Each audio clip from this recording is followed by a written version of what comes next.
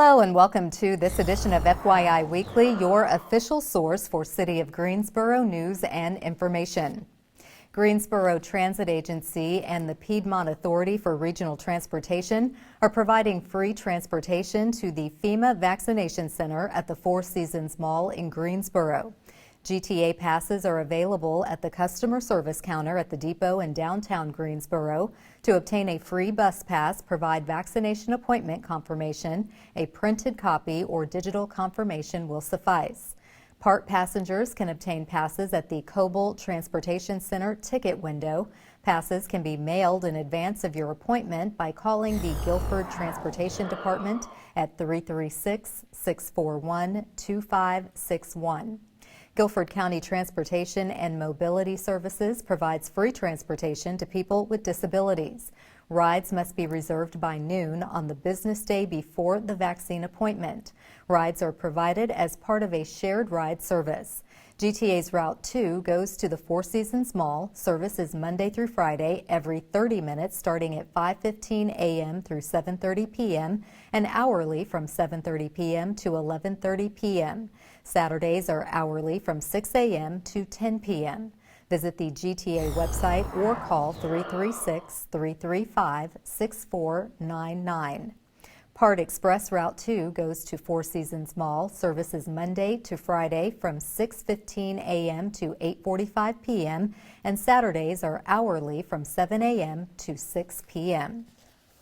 If your household has been financially impacted by COVID-19 and you or someone you know needs help paying rent and/or utilities, you can apply for funds from the Federal Emergency Rental Assistance Program, or ERAP. This was established by Congress in December, and the city received nearly $9 million. Qualified rental households within Greensboro city limits may apply for up to 12 months combined emergency rent and/or utility payment assistance per household. This includes past due, plus currently due, and future rental payments. The funds go directly to landlords and utility companies and does not have to be repaid by residents. Renters may apply or landlords may apply on the renter's behalf. U.S. citizenship is not required for applying. Applications are available online and can also be printed in 60 different languages. Visit the city's website for a list of documents you will need to attach to the application. Requirements for assistance are also listed online, as well as answers about which utilities are covered, how applications will be prioritized, and how much emergency assistance the program provides. Emergency Rental Assistance Program is coordinated by the Neighborhood Development Department and administered by local partner agencies under contract. The Greensboro History Museum and the UNCG Department of Communication Studies continue hosting democracy tables with housing and equity. The public is encouraged to participate in this conversation at 6 p.m. on Wednesday, March 31st, and at 11 a.m. on Monday, April 5th. The conversations are free and open to all ages. Since fall 2020, more than 160 people from across Greensboro have come together online to discuss topics such as voting and police and community and justice. The Housing and Equity series explores affordability, evictions, safety, the right to housing, and other topics. Join the Democracy Table conversations on Zoom to discuss personal experiences, what housing means to you, and what people can do to make change in this area. Democracy Tables is designed to promote civic engagement and build democracy in an informal setting while supporting academic research. UNCG students will be observing and taking notes on general themes and questions that arise during the conversations. Their goal is to learn more about how unidentified people talk about and participate in building democracy. Questions posed during the conversations will be answered during the session Democracy Tables You Asked. This will take place at 3 p.m. on Saturday, April 10th. Tune in to the live stream on the Greensboro History Museum Facebook page. The city developed a partnership with Cone Health to share a series of brief and informative videos designed to inspire you to make better choices when it comes to healthy living. Following these tips is an easy way to help each of us improve our quality of life. Let's take a moment to check out today's News for Your Health. Are you experiencing stress due to remote learning during COVID-19? If so, you're not alone. We're going to talk about ways to manage the stress as remote learning continues during this new normal. This is a stressful time for all of us, and it is normal and appropriate for parents and for children to be experiencing the stress of COVID-19. Something that's been especially stressful is that it's put so many parents in the situation of having to juggle working from home with managing their children's remote learning. One thing that I recommend is looking for ways to establish boundaries. You could do that through establishing some semblance of a routine. It doesn't have to be a strict schedule, but just making sure that you have, regular meal times and times of day when you're definitely working and times of day when you are definitely not working. So one thing I definitely recommend is that parents try to set aside time for quality time with their kids. We're around each other more now, but the quality of that time has gone down for many of us. Try to set aside time for quality time so that you're not always trying to work while they're trying to go to school in the background, but that there are also dedicated times that you spend to just enjoy each other's company. When you see your child feeling stress, one thing that I definitely recommend is being an active listener. So rather than waiting for your child to reach out to you, reaching out to them and letting them know that this is stressful and you're here for them. If your child doesn't want to talk about it, that's okay. Go ahead and give them their space. But at least that way they know that you're there and that their stress is normal. It's not something strange or wrong about them. When your child does come to you with concerns, the first thing that I recommend is to just listen to them. As parents, it's really normal to have an urge to comfort our children and reassure them that things are okay. But in this situation especially, that could inadvertently have the effect of invalidating their feelings. After you've listened to their concerns, see if there's something that they can do today that might make them feel a little better. We can't make the pandemic go away, but maybe there's some small thing that they can control in their life right now that might bring them some sense of relief. While a certain amount of stress is normal and even appropriate, there are some symptoms that may be a sign that you could benefit from further treatment. Among adults and children, these can include difficulties with sleep, changes in appetite that cause an impact on weight, either weight gain or weight loss of interest in activities you or your child used to enjoy, difficulty focusing or paying attention, more frequent bouts of tearfulness, or even increased irritability. You may also experience excessive worry and difficulty relaxing, or a lack of energy and persistent feelings of fatigue. While children may also demonstrate all of those symptoms, they may also have unique symptoms of anxiety and depression. These can include fluctuations in grades. So for example, if you notice your child struggling with a subject that used to be easy for them, many children will manifest symptoms of anxiety and depression physically. So your child may complain of stomach troubles and not really be able to identify the cause. If your child is having difficulty focusing or avoiding activities that they used to like, that could be due to anxiety or depression related to the COVID-19 pandemic. If you or your child are experiencing any of these symptoms, or if you would simply benefit from talking to someone, many providers are offering telehealth visits that you can attend from the safety of your own home. While this time is challenging, it's important to remember that remote learning helps slow the spread of COVID-19 and keep children and family members safe. This will not last forever. By following these steps while remembering to wash your hands regularly, wear a mask when in public, and practice social distancing, we will get through this pandemic. Grants are available to nonprofits that provide transportation to seniors and those with disabilities. We'll have that story and more news coming up after the break. Stay with us.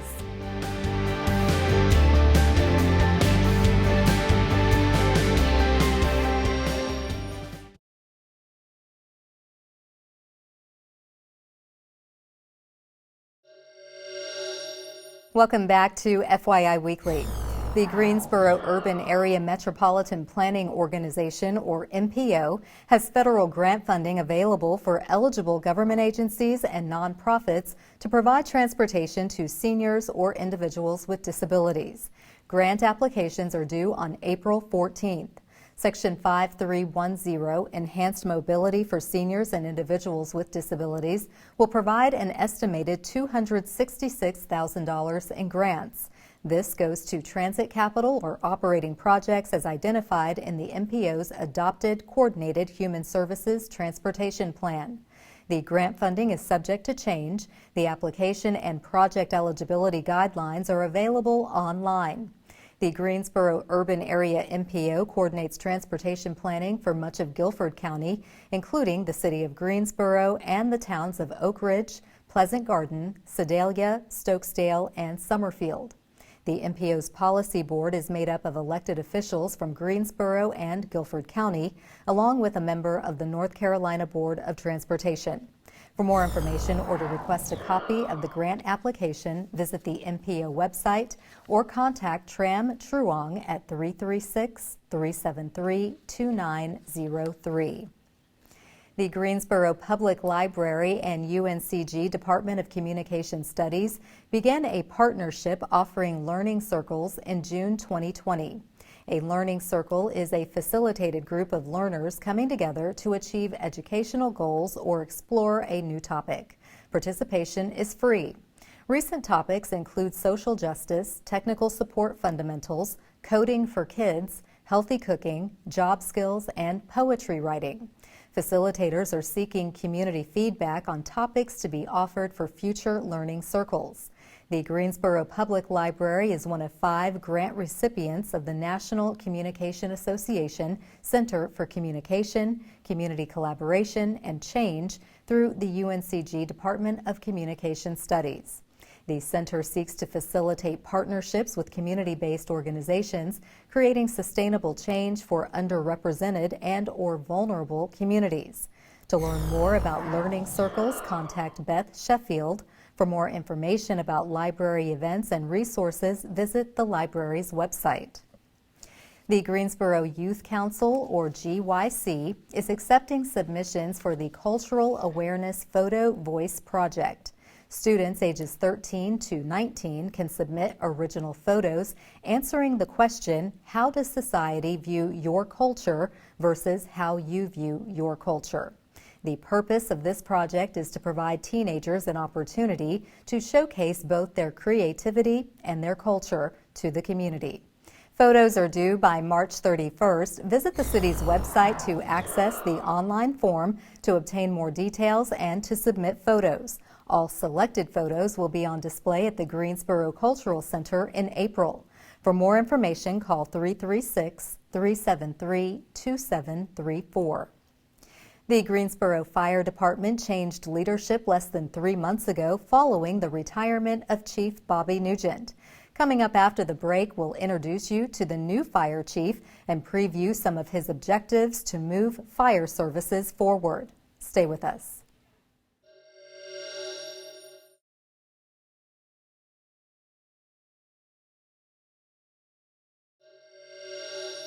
Welcome back to FYI Weekly. The Greensboro Fire Department is a top-notch agency recognized nationally with many accolades. This is due in large part to the leadership and seamless transition of one chief to another. Joining me now to talk about his recent promotion and strategic plan for the department is Jim Robinson. He is the chief of the Greensboro Fire Department. Hello, Chief. Welcome to the show. Thank you for having me, Carla. Oh, absolutely. Thank you for joining me. So tell us about the approach you're taking for the strategic plan and what are your expected outcomes? So, one of the very first things that I did was look to staff, and we have had some discussions about getting a good start, getting off on the right foot, and doing that, one of the first steps is a strategic plan. So we take a little bit different approach. It is a community-based strategic plan, and what that really breaks down to is not necessarily the fire chief running the strategic plan, but we want community input at all levels, and we are reaching out to community members, nonprofit organizations, businesses, our faith-based organizations, and we will set up a couple of community meetings, and we get really good feedback from the participants of that to really drive the organization forward. Okay, it's always nice to have community input, being that the fire service touches all aspects of the community. And I know you've done the strategic plan in previous years, so that's a really great gauge of where to make changes, improvements, and enhancements. So what are you doing to promote recruitment and maintain retention? You know, we're excited about the 2020 census, first off. I think we base a lot of our efforts on that census data. We want to see, you know, what our community looks like. And we want to go after the available applicant pool that's right here in Greensboro, and really trying to target our recruiting efforts younger and younger, even down to our elementary school, and show them folks that that look like them, that speak like them, that come from the same school as them. And we want them to come work for one of the best fire departments in the nation.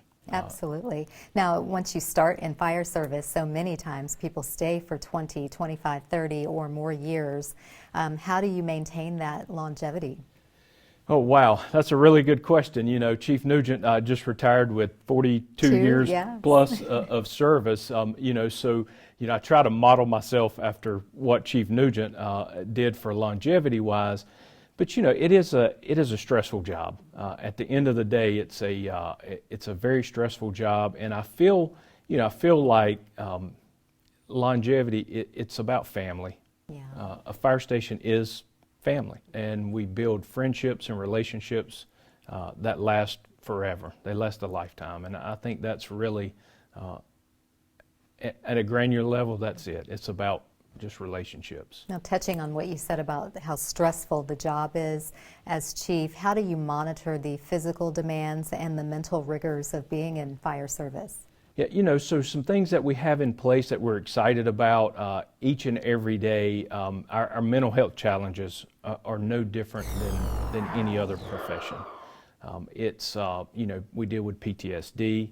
We deal with the same challenges as everybody else does. And it goes back to having a peer support team, being able to call, pick up the phone, and talk to someone, you know, about your challenges of that day or something going on in your life. And, you know, physical-wise, it is a physical job, wearing 60, 80 pounds of gear. But, you know, the focus on the importance of it, that keeps us a little bit of longevity to it, keeps our employees healthy, you know, keeps us away from the doctor's office. Good, good. That's a lot of support, and it's nice to know that's available to all the fire staff. Now, what would you say is the most common cause of why firefighters are going out in the field? So, you know, I think our top response is medical related. You know, that's we are all EMT trained. We have defibrillators on our fire apparatus. You know, quite often a fire truck will show up before an ambulance does. But, you know, when you ask about fire related, it is kitchen fires. 30% of all of our structure fires are kitchen fire related. It is something we are targeting to reduce that 30% of all of our fires. Absolutely. We have 26 fire stations throughout the city of Greensboro. In the short time I've been here, a couple of those have been brand new, but several are very old. What is your plan for aging infrastructure? Yeah, so we have submitted some information to the manager's office to include hopefully in a bond package at some point. And then we are constantly working and doing small things to our fire stations. But you are correct, we've got 2 under construction now, but we are looking at efforts to not total teardowns, but refurbishment, new HVAC, new windows, new doors.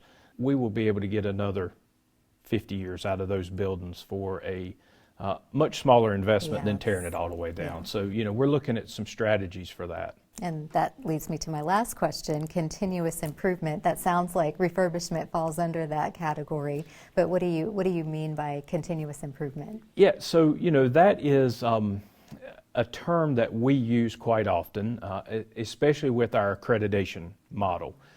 We are always seeking continuous improvement, always challenging the status quo. our response to their home or business should be the exact same, no matter where you're at in the city.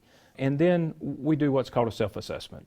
That's part of our accreditation model, is we go back, everything we design is data-driven and it's measurable. And when we get that data, we do a self-assessment, and how do we improve it? Well, Chief Robinson, congratulations again on your promotion. Thank you. All of your plans, your goals, your objectives are so exciting. I do hope you'll come back, keep us posted on the progress of your strategic plan and any updates and new things that you bring online. Absolutely. Thank you, Carla. Thank you. Stay tuned for some useful information about Greensboro as we tell you something about the city. That's coming up after the break. Stay with us.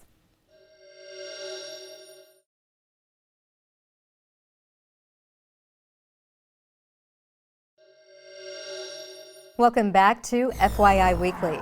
One way to stay informed about decisions that impact our city is by attending or tuning in to City Council meetings at 5:30 p.m. on the first and third Tuesday of the month. The fourth Tuesday is reserved for a meeting as needed. Beginning in April, the City Council will hold a hybrid meeting where they will be in the council chambers, but the public will participate virtually if they want to address the council. The Greensboro City Council meetings are broadcast right here on GTN. The meetings are also streamed live on the city's website and on Roku. City Council meetings usually take place on Level 2 of the Melvin Municipal Office Building, located at 300 West Washington Street. To review the council meeting schedule and agendas, please visit the city's website. Here's an opportunity to learn a little something about the city. Beginning the week of April 12th, changes to solid waste and/or recycling collection service will be in effect for some Greensboro residents. These changes are being made in order to meet growing service demands and to balance daily workloads for city crews. Approximately 16,000 residents will have a new collection service day or recycling week. This will be promoted in a day change notice and/or new calendar, which has been mailed to impacted households. Other ways to find out if your service day is changing: by visiting the city's collection page website, you will type in the address to confirm the service day. Consider signing up for automated phone, email, or text alerts to serve as a reminder, and print a calendar with the new recycling service week. The contact center staff will let you know if your service day is changing. They can also set up the automated phone, email, or text reminders. The GSO Collects app will send regular collection service reminders to any smartphone. If you currently use the GSO Collects app, your service day will automatically be updated to issue the service notifications. For more information, visit the city's website or call the contact center at 336-373-CITY. Coming up after the break, we'll showcase our department spotlight, but first, we have an important message about COVID-19.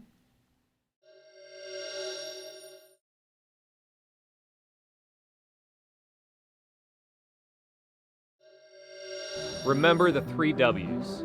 Wear a cloth face mask covering, wait 6 feet from others, and wash your hands often. By working together, we can adjust to this new normal and continue to save lives.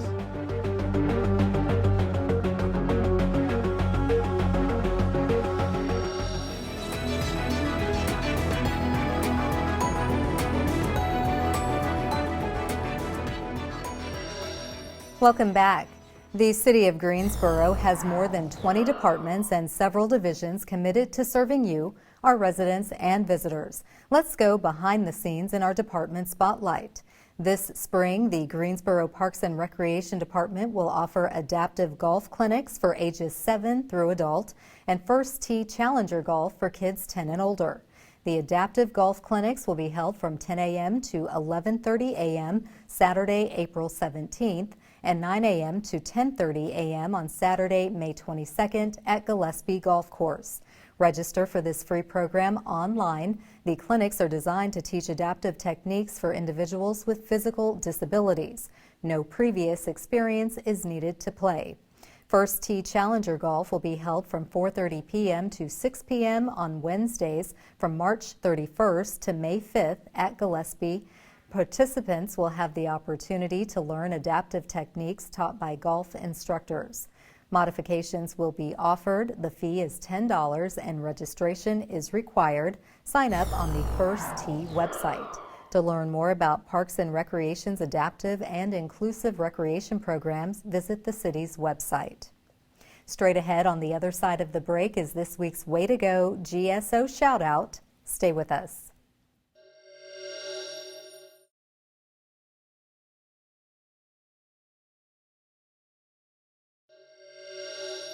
As we draw to a close, we always want to end on a positive note with our Way to Go GSO shout out.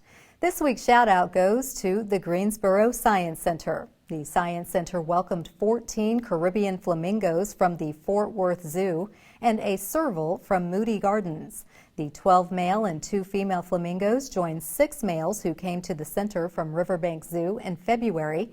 The female serval, named Kyra, was originally confiscated by Texas Parks and Wildlife.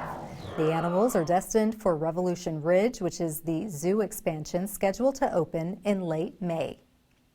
Please remember, as more places continue to open, wear your face covering, wait 6 feet apart, and wash your hands often. That concludes this edition of FYI Weekly, but you can easily stay connected to the latest city news by linking to us on Facebook, Twitter, YouTube, and Instagram. Alexa users can subscribe to our 5-minute flash briefings, which airs on 90.1 FM. Be sure to download our weekly podcast, Talk City Greensboro, and now GTN is streaming on Roku. For all of us here at the City of Greensboro, thanks for watching, and we'll see you next time.